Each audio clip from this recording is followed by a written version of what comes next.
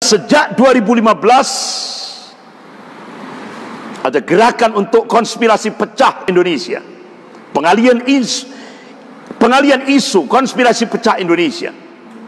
Maka para mafia Taipan dan komunis Cina membomingkan slogan-slogan, di antaranya saya Pancasila, saya Indonesia, NKRI harga mati, umat Islam intoleran, umat Islam perusak kebinekaan, umat Islam penebar hoax, dan terakhir apa ini? Khilafah dan VS Pancasila. Padahal realitasnya komunis lawan Pancasila.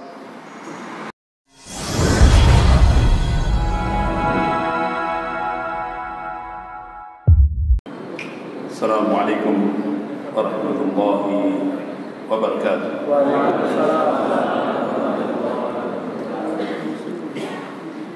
Innal hamdalillah nahmaduhu wa nastaghfiruh wa na'udzu billahi min shururi anfusina wa min sayyiati a'malina. May yahdihillahu fala mudilla lahu wa may yudlil fala hadiya lahu.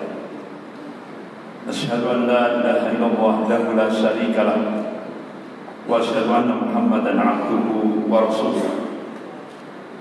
Ya ayyuhalladzina amanu taqullaha haqqa tuqatih wa la tamutunna illa wa antum muslimun.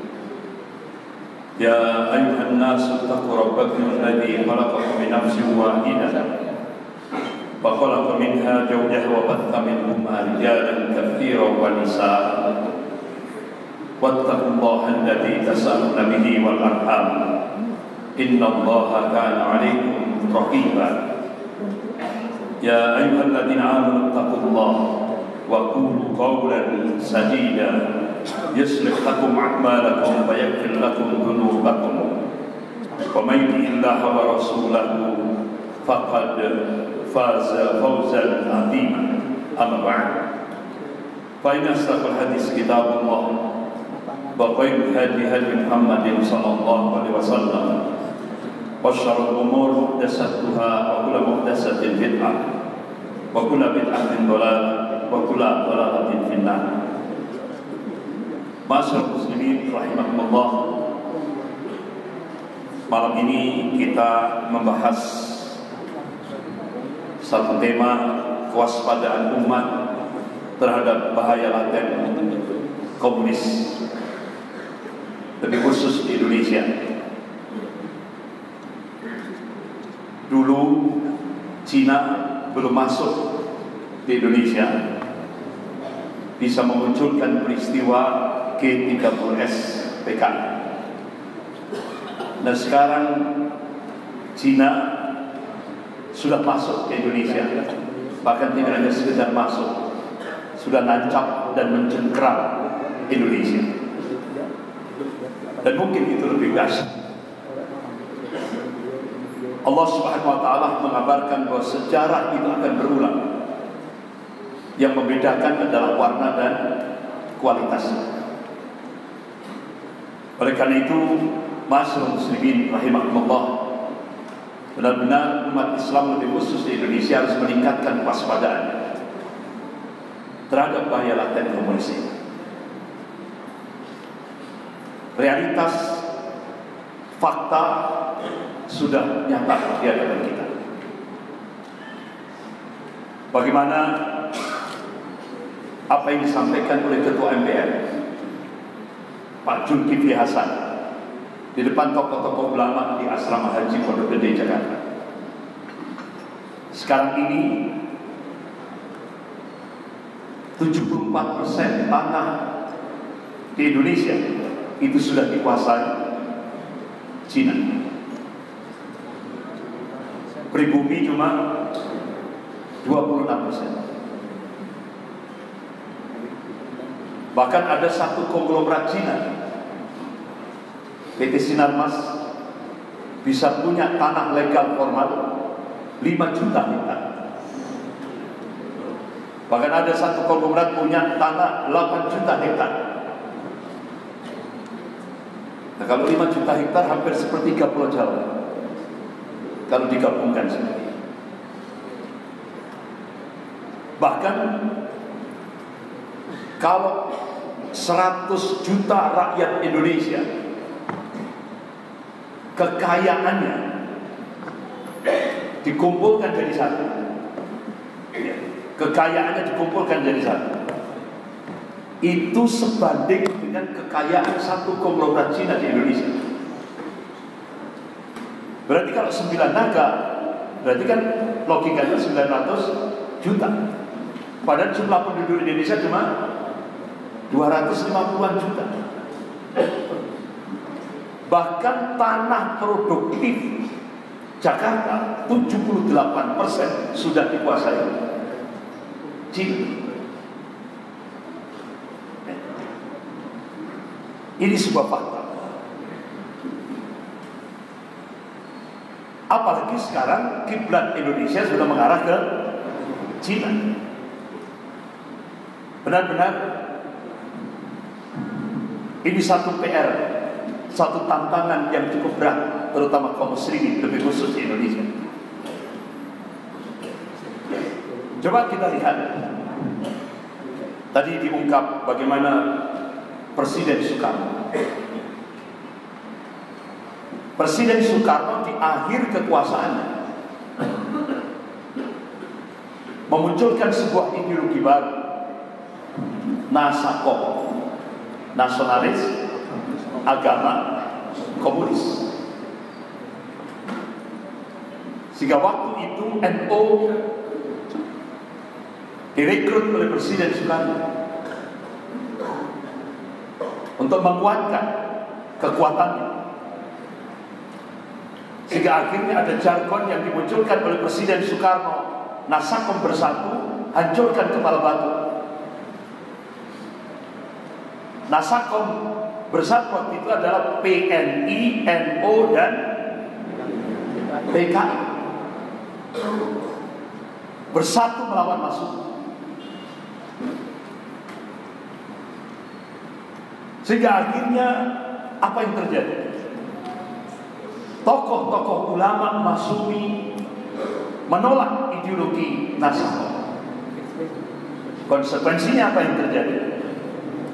Seluruh ulama-ulama Masyumi dijebloskan ke penjara tanpa prosedur hukum. Rata-rata 4 tahun penjara tanpa prosedur hukum. Termasuk pencetus proklamator kedua. Kalau proklamator pertama Soekarno-Hatta 17 Agustus 1945. Proklamator kedua adalah Bapak Muhammad Natsir, Allahumma yarham, tanggal 17 Agustus 1950. Karena pasca kompresi Meja Bundar Indonesia menjadi sebuah negara RIS, Republik Indonesia Serikat. Masya Allah, perjuangan Bapak Muhammad Natsir bersama tokoh-tokoh ulama besar di Indonesia, termasuk di situ Buya Hamka, Allahumma yarham, Daud Beroreh, dan beberapa tokoh-tokoh ulama besar di Indonesia.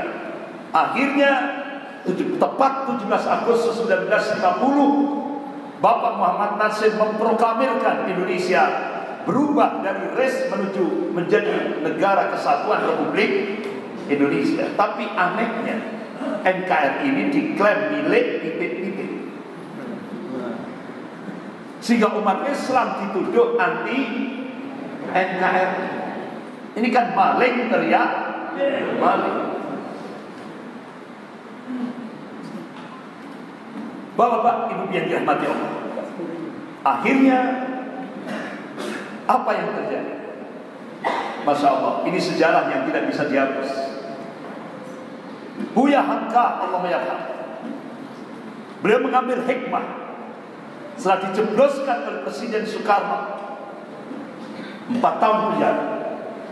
Beliau ambil hikmah, beliau bersyukur kepada Allah. Di balik beliau di penjara, beliau berhasil ditolong oleh Allah Subhanahu wa taala menyelesaikan penulisan tafsir Al-Quran, tafsir Al-Azhar 30 juz.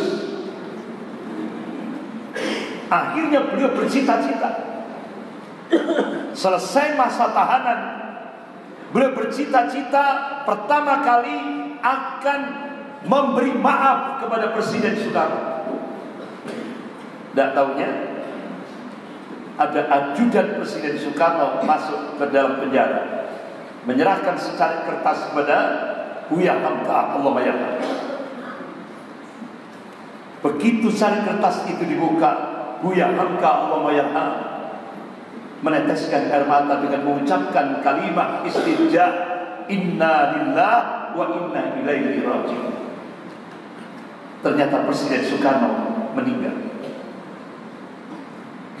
Di secari kertas itu tulisan asli Presiden Soekarno, meminta kepada Buya Hamka untuk menjadi imam sholat jenazah Presiden pertama Republik Indonesia, yaitu Soekarno.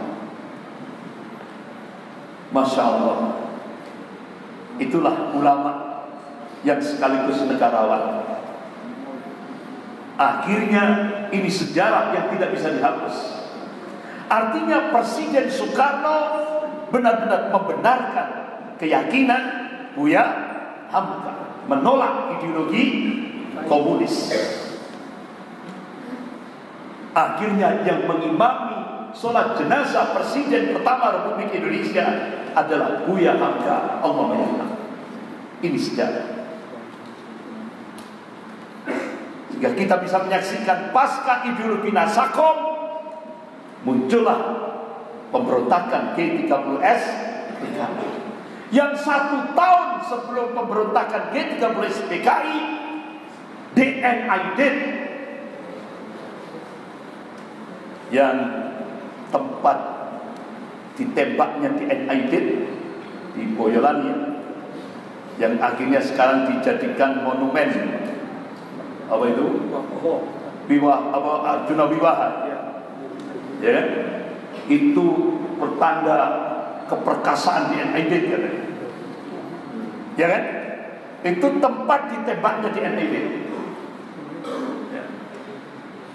Jadi bapak-bapak, ibu yang dirahmati Allah, 1 tahun sebelum pemberontakan G30S PKI, DNID menyatakan, saya Indonesia, saya Pancasila. Kira-kira sejarah berulang kan? Berulang.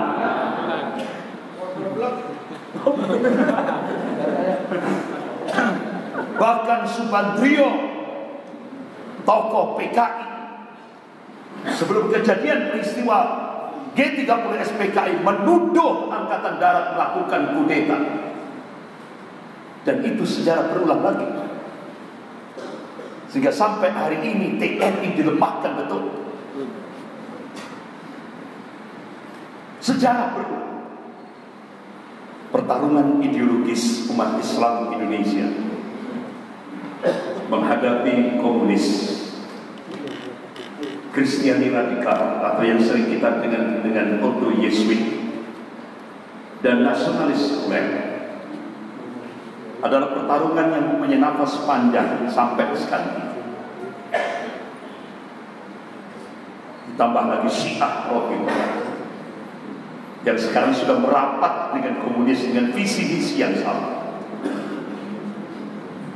Jadi pertarungan itu dari dulu hingga saat ini tidak lepas dari skenario global untuk menaklukkan Indonesia, negeri muslim terbesar di seluruh dunia ini.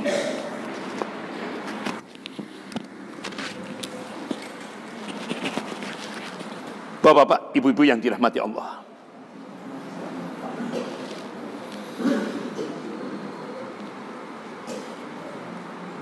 ada 2 pakar intelijen dunia,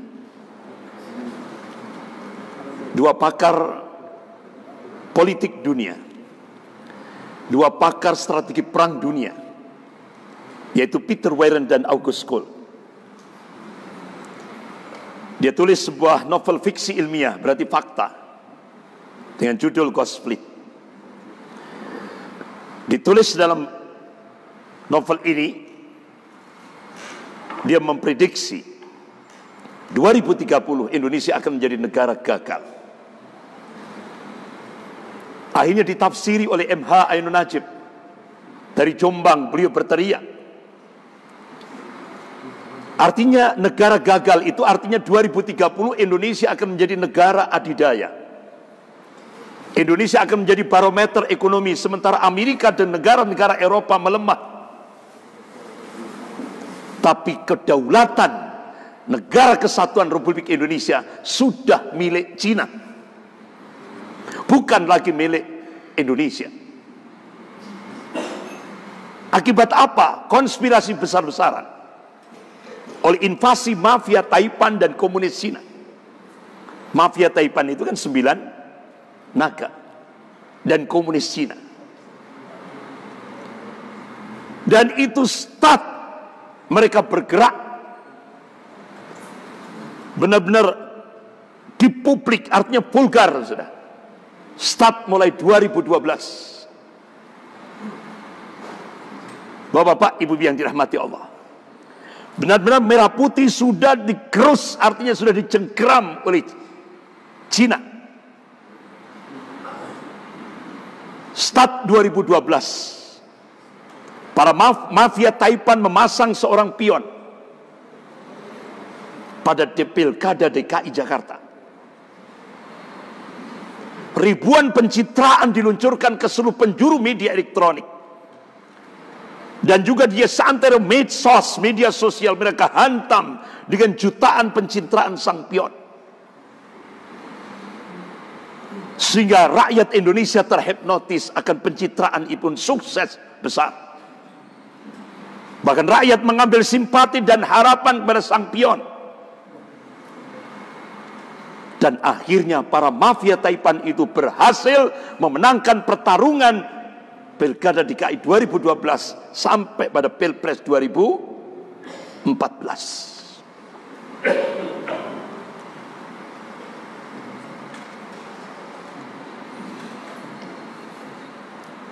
Akhirnya, wa makaru wa makarallah wallahu khairul makirin. Mereka membuat makar, tapi Allah membalas makar mereka, dan Allah sebaik-baik pembuat makar.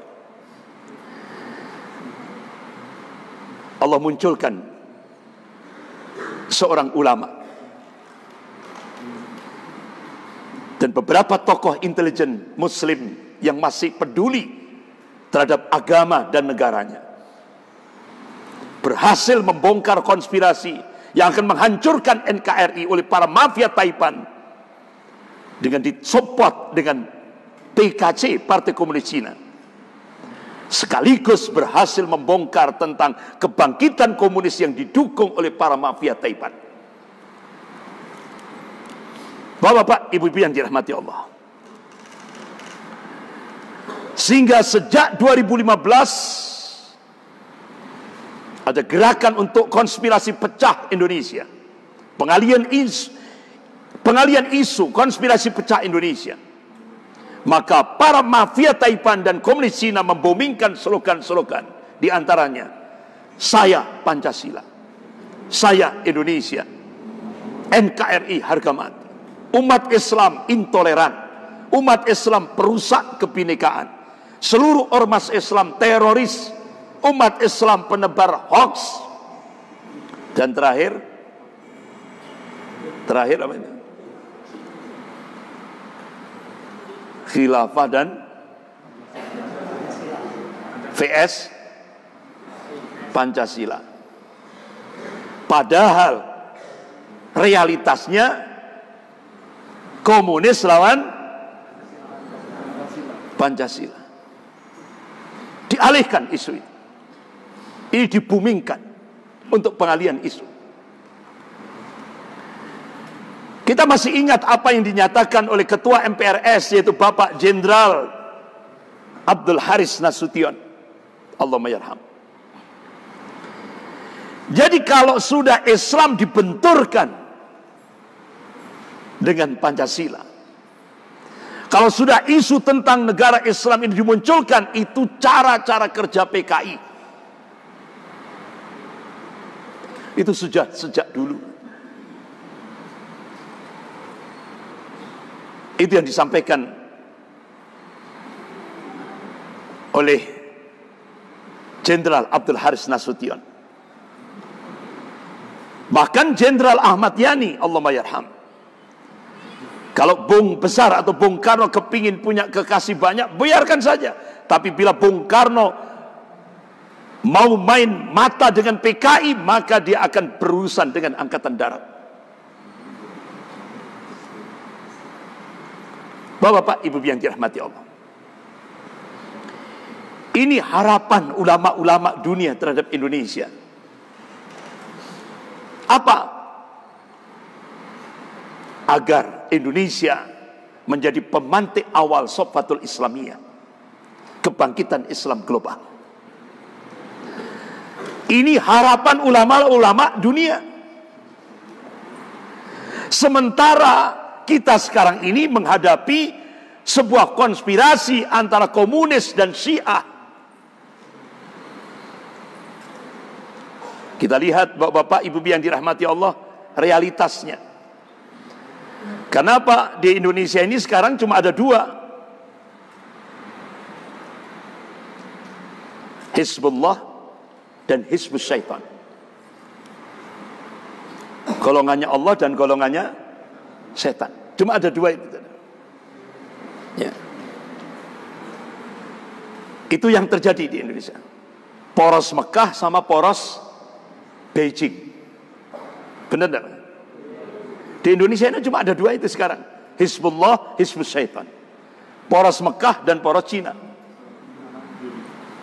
Jujur aja seperti itu. Gak usah terlalu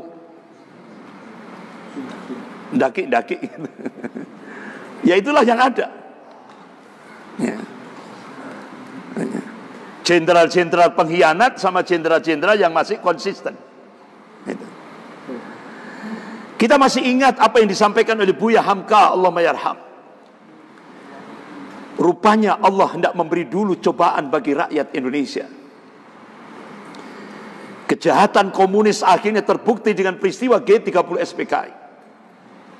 Allah Subhanahu wa taala mencoba dulu rakyat Indonesia sebelum dia membuktikan, sebelum Allah membuktikan kebenaran apa yang dikatakan oleh tokoh-tokoh ulama 10 tahun yang lalu.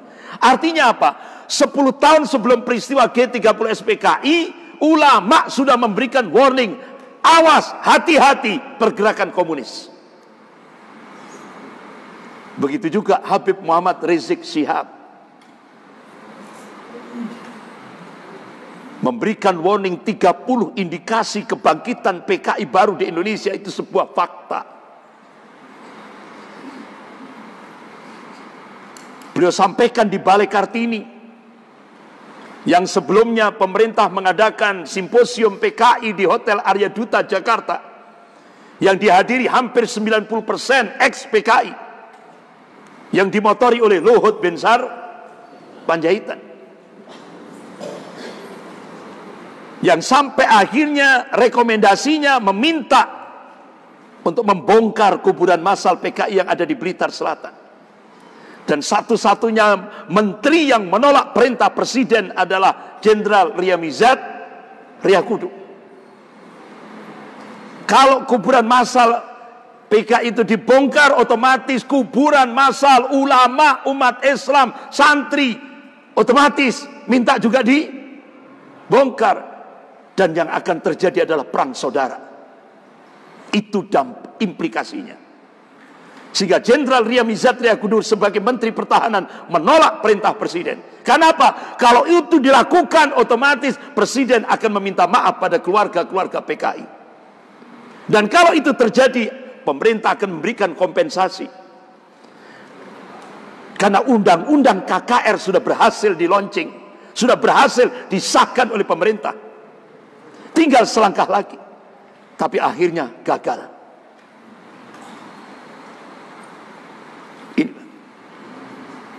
Sehingga akhirnya di Balai Kartini, Masya Allah, itu dimotori oleh Letnan Jenderal Purnawirawan Kiki Sanakri. Beliau kumpulkan tokoh-tokoh ulama, jenderal-jenderal purnawirawan, kumpul di kantornya Bapak Muhammad Natsir, Allah mayarham, yaitu kantor Dewan Dakwah Islamiyah, Jalan Keramat Raya 45.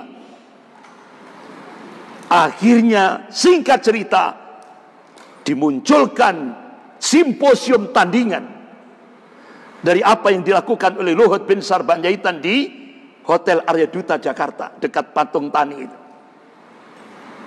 Di luar dugaan, padahal itu simposium tandingan. Waktu itu yang diminta untuk memberikan presentasi adalah Habib Muhammad Rizik Syihab, termasuk Kiai Haji Hasyim Mujadi Allahumayarham, beliau sudah wafat. Kemudian Pak Sayyidiman dan beberapa pakar-pakar sejarah yang lain diminta. Tidak taunya hari pagi hari itu pasang badan. Siapa? Menteri Pertahanan Jenderal Riyamizat Triakudu membuka acara itu. Pasang badan. Bahkan Panglima TNI Bapak Jenderal Gatot Nurmantio pada saat itu juga pasang badan. Ikut hadir pada saat simposium tandingan di Balai Kartini awal Juni waktu itu.